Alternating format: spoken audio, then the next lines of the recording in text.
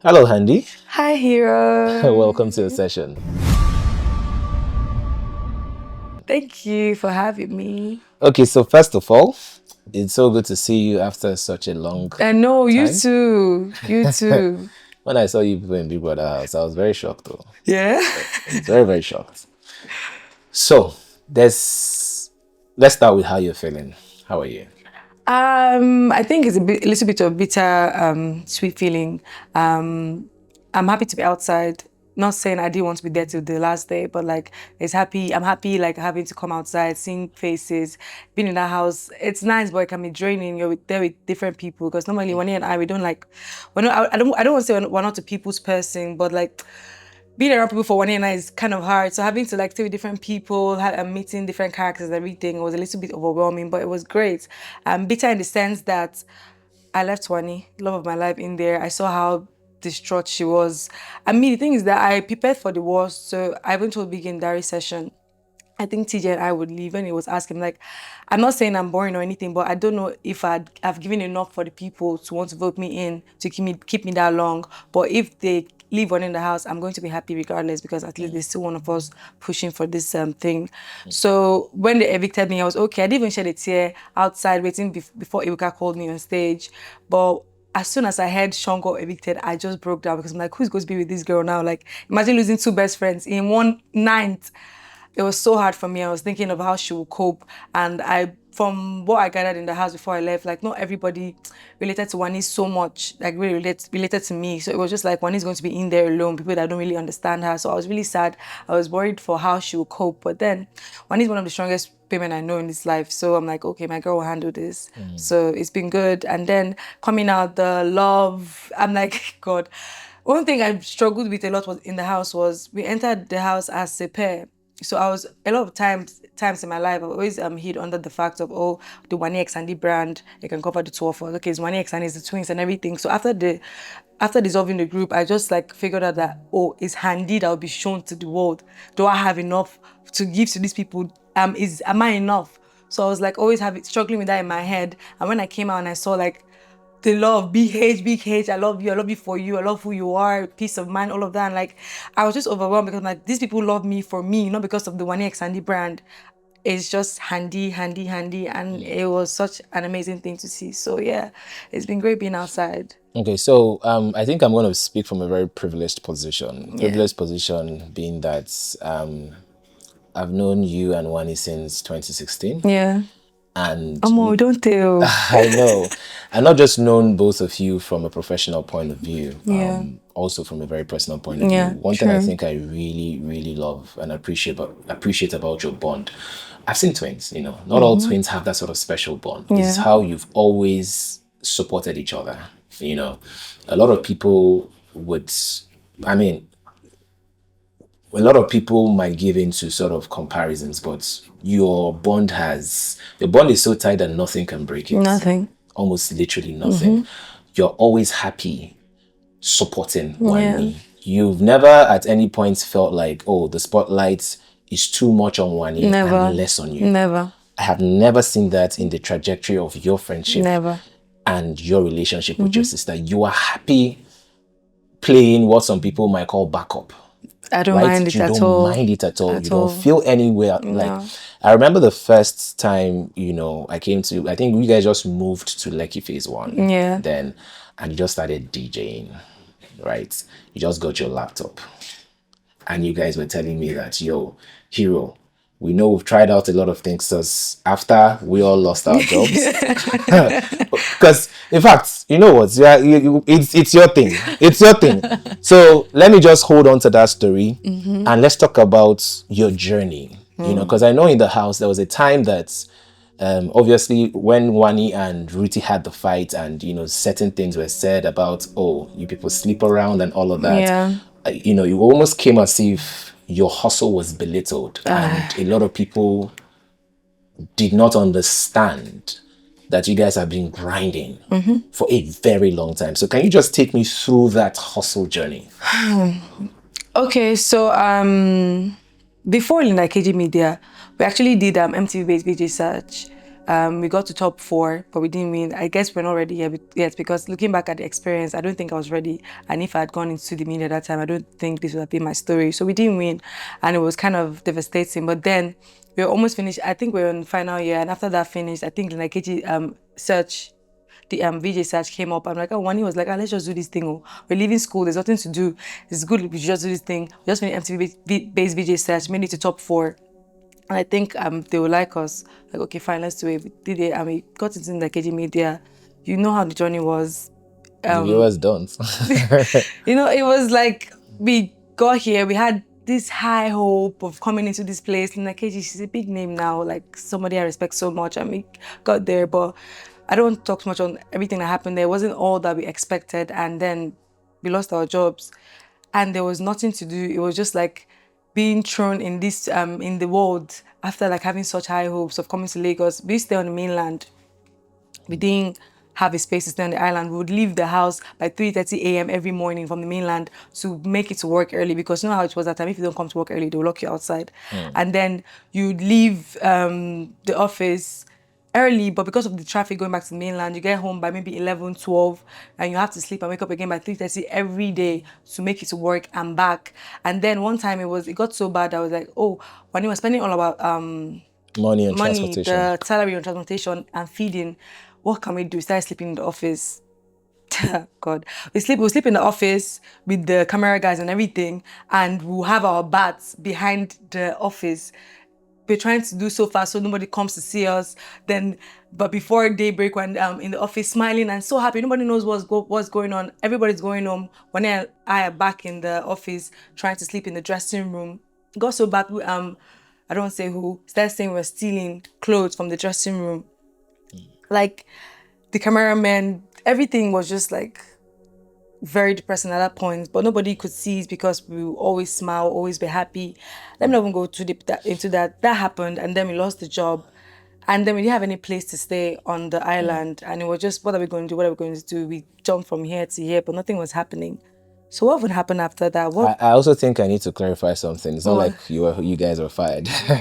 You guys are not fired. I just needed to clarify it. It wasn't like fired, but it was like, oh, nothing's happening in the office right now for you guys, so you guys should take a break. But the break never ended. Yeah, it was just a general thing also. So I also need to clarify that so it doesn't sort of get back to... I think Bbnaija is an amazing person. She's an amazing woman. She tried. That's why I said it's not her fault. Everything that happened was not her fault. It was just the circumstance we found ourselves in at that point in time. I respect Miss Linda till this day for giving us such an amazing opportunity platform to, showcase our talents and everything. Okay. So post Bbnaija, what happened? We started looking for so many things to do, but nothing was cutting it. We tried acting. Yes, we did a production on African Magic, but that was there, but like the money was not so great. We tried different things. I think we started like trying to see if we could wash shoes for people to make ends meet. We didn't work. Started sending DMs to people for work. Nobody responded. We tried some radio jobs. It didn't work. We even tried digital marketing. Very horrible experience. It didn't work until we were just there, nothing going on for ourselves. I didn't even know how we were paying our house rent, to be honest, staying in Lekki Face. I didn't even know how that was happening. I think, we were staying with our other sister at that time and a very good friend, Peace. So it was just like, drive from here, let's see what you can get. So just pay our house rents one way or the other. But then we're chilling with these guys, Alternate Sound, and then like, we're just having this very, very deep conversation. And it just, I don't know, they just like felt pity for us and wanted to help us. And they decided to like, Gospel on the Beat decided to get us a laptop and a controller. So that was how the DJing thing came into play. And when it came into play, Wanni and I didn't go to any DJ school. We didn't learn anything. We just said, okay, let's do this. We don't have anything to do. Wanni was so scared. Handi, can we do something? I'm like, we have to choke like inside this thing. There's nothing else to do. What can we do? We cannot keep begging people for money, just like begging people for jobs and nothing is coming. Let's take the bull by the horn and do this. And then we started. Our first gig was completely useless. We got chased out from the stage because we're playing completely rubbish. And the thing is that we're playing rubbish. You guys got chased out of the Yes, we're stage. playing rubbish and we're still dancing. Before the guy came and like, please, you guys have to get up. Said you guys have to get up. And we don't play up to 15 minutes. So that after that happened, I was so scared. I was like, Wanni, God, are you sure we can do this thing? Let's end it. She was like, Handi, we know if we end this thing, we don't choke like for inside this thing. We'll see it through to the end. And then we started like watching videos on YouTube and like we just danced by ourselves. And by the grace of God, I can say in 3 years we're who we are. We have cemented Wanni x Handi as a brand, as the energy queens, as DJs, charging 600K per hour then. So like, it's just amazing how much we fought for ourselves, we fought for our name to be in this industry, regardless of the trials and tribulations we faced. We said, Wanni, Handi, we're going to do this. So looking back in the house when she was saying all those things, I'm like, because it was so bizarre to me because when we were speaking at first, she was like, we're like, oh, introducing ourselves and everything. She was acting like she didn't know us. She even said she didn't know us from anywhere. Like, oh, guys, you see, oh, you guys are DJs, really? And all of that. So her said, I know your G's, blah, blah. I'm like, how? Then that means you're a fan. You've known me since. And then this happened and then you're trying to diminish who I've become, who I've tried to build. And it was just so sad seeing it from a perspective of another woman doing that to another woman. Because I know Wanni and I, like, we went crazy and everything, but I did not, there was no insult to her personal self or her journey or anything. I could have easily used her having a kid against her, but like, I'm like, I will not do that to you. You're a woman, I'm a woman. Even if I want to insult you, there are things I would say. Maybe I can call you, oh, idiot, stupid, you're a B word or whatever, but I would never like say some things to you because I will not say I know your struggles or you know your journey, but I understand and I sympathize with it. So no matter how much we fight, I'm not going to use it against you. So how going that deep, like me and my sister, like we were really, really hurt because people have done this to us a lot of times online, but seeing a real life troll do it to your face and not being remorse about it, it was just sad. But then that's the journey. We fought to be in this industry and we didn't sleep with anybody to get to where we are today. We did it solely with our sweat, our blood, and our tears. So yeah. So when Lucy came, sometimes emotions really boil very high in the house, and then you come out of the house, you have time to reflect. She did say that she regrets some of the things she said to you and Wanni, specifically. But I also saw videos of her saying that she stands by it and that yes, she will stand by it. She knows somebody and blah, blah, blah, blah, blah, blah, blah. That was before she came to Heroes Therapy. We tried to come bare and we just really tried to, again, you can understand, you're just still coming out of a house, you're still high on that emotion. A few days later, it sort of fizzles out, So she did say that she regretted slut shaming you and Wanni. Do you ever think that you girls might ever come to a place where there's some sort of, reconciliation? Wanni and I. Yeah. No matter the hurts or whatever it is, we are definitely open for a conversation. This life is very short.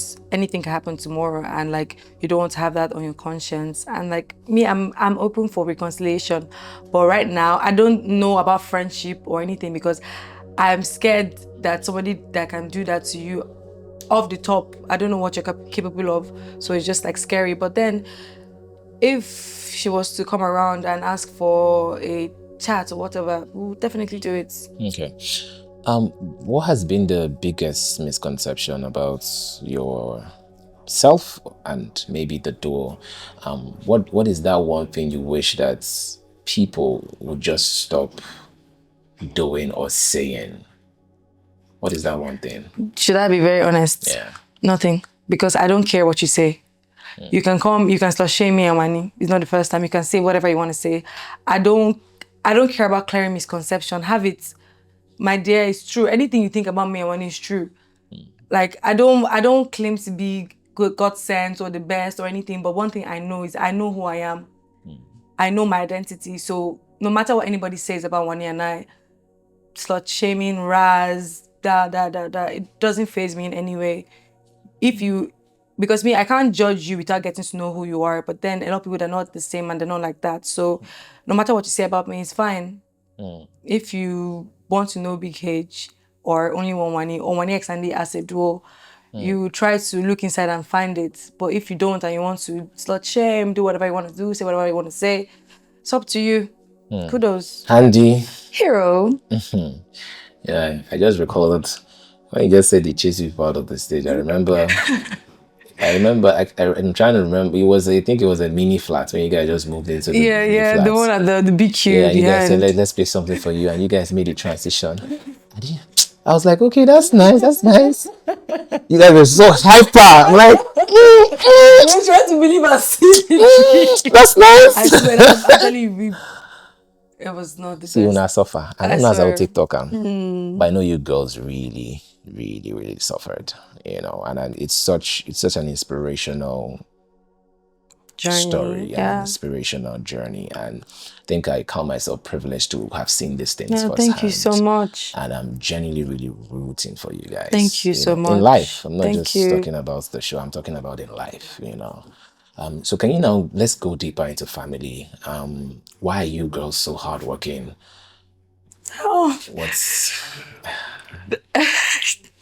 Why are you girls so hardworking? Why do you have to fend for yourself? Tell me a bit about your family dynamics and why both of you had to be so independent so early on in life.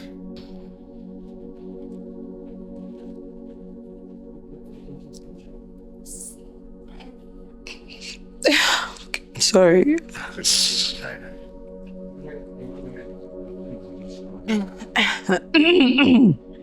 Because let's try to wake up. For a long time, we just have had to fight for ourselves.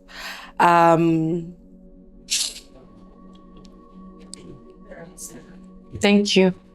No problem.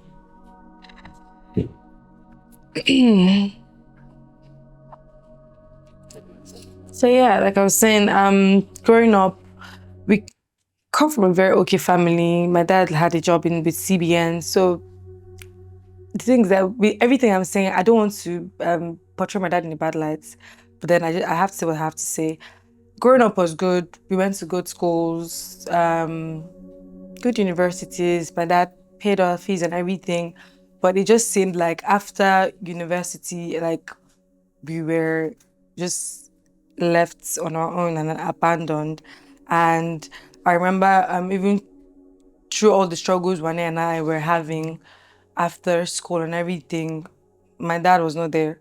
He didn't do anything to help. Like, I don't have a dad that would just want to randomly call, because I used to feel like fathers and daughters used to be very close, and like you can count on your dad for a lot of things. So my dad would never call me to say, oh, what's going on in your life? What are you doing? Are you broke? Oh, let me send you money. Nothing. After university, it was just like, that's it. You're done with school, going to the world and do everything. So even sometimes where we'll call him and like tell him about our situation, it's just, oh, don't worry, God will provide, God will provide. Like, I didn't have a dad to tell, oh, dad, this is happening to me. We're jobless in Lagos. We didn't have a house to stay on the island. Men are trying to do stuff, but like I didn't have that close relationship with my dad. My mom had to always be there, and like I had to like Wanni and I have had to fend for ourselves since after university. So we just told ourselves, Wanni just said, I beg, we know if we wait for this month, we have to do something, because it will get to time. Because my mom had how many girls? I think 5 girls for my dad, and like the money we send as upkeep for 5 girls plus 6, another woman would be like 10,000 naira. She have to buy a bag of rice, buy us clothes, buy us shoes, everything, and like she was doing it all on that small fee my dad would send. So not having my dad there all the time just made me just tell myself that I have to do this. I want to make my mom proud. I want to be there for my family in ways that my dad couldn't be there for me, And it just pushed me to literally just take the bull by the horn, not take no for an answer, go for it, do it when he said, Handi, we can do it, even though daddy's not helping us out right now. Forget who you're seeing, our friends, you're seeing that the dad is helping them in which what way, or like imagine hanging out with your friends, you're like, oh, my dad just did this for me, my dad just bought me a car, my dad is like sending me this, and I'm like, I don't have anything to say for it. I'm like, okay, if I don't have anything to say for it, what can I brag about? I can brag about the fact that I just got myself this, I just bought this for myself. So it just like pushed us to be hardworking and like do stuff because I want to help my family. I want to make my mama proud. And I'm here now. I don't go so deep into it. But yes, that's like the entire journey of everything. We're willing to take as much as you give. Yes. And I also wouldn't press further because, yes, I do know a bit about the struggle. So we'll leave it here. Not for the cameras. Yes. Handi, is there anything you'd like to talk about? Any other thing? No, big brother. Lemao. Like, Handi, do you have anything else to discuss with big brother? Lemao. No, the only thing I have to say is they should keep voting for Wanni, my girl, and they know she's been the show throughout. She's shown every emotion. She's laughed, she's cried. She's not afraid to be vulnerable. We're not perfect. We're not saying we're perfect. We have some character flaws that we're trying to deal with and learn about, but Wanni is a very, very deserving winner for this show. Not because she's my twin star or anything, but because I see it and I know people do see it. So it's just to vote for Wanni and make sure we bring the money home. Okay, there's been conversations around the game play. A lot of people are of the opinion that since you have exited the Big Brother house, that's a huge advantage to Wanni. And since Cassia is still in the house, it's a bit of a disadvantage to Kelly. Would you want Cassia to make it to the grand finale so that they could possibly split the votes between Kelly and Cassia? Yeah, I don't even know because I remember they asked me a question about this, I think yesterday in the media round, and Doublekay fans came for me hard. So it's like, touching any topic about them is like, hey, but then I don't give a F word. So yeah, I don't know. I'm not, because me, I wanted to be there to the finals. It's coming out, I'm seeing people say, oh, we sacrificed you to keep on in the house. I'm like, oh, okay, if that's what you guys did, okay, fine. But I want to see Cassia in the finals. She's my girl. There's no gameplay or anything or saying, oh, if Cassia goes to the final, they will divide the votes. Because at the end of the day, I feel Kelly Ray has his fans and Cassia has her fans. I don't know if I'm wrong. And even though she gets to the final, if they want to vote for Kelly Ray to win, they can vote for Kelly Ray to win. If they want to vote for Cassia to win, they can vote for Cassia to win. Whatever they want to do. But yeah. Cassia is your girl. You want her in the grand finale. Yeah, I do. Okay. And at the end of the day, you want Wanni to win. Of course, my girl is coming on with the shmoney. All right, Handi. Thank you so much for Thank you, Hero. Thanks for having me. I had a good time, even though you made me tear up a bit. I'm so sorry about It's fine.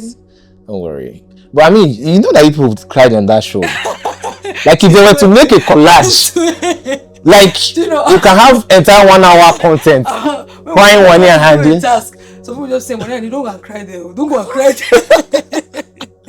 But you people have always been crybabies. I swear, you know. Like right from time. It's not like, and I think it's such a beautiful thing.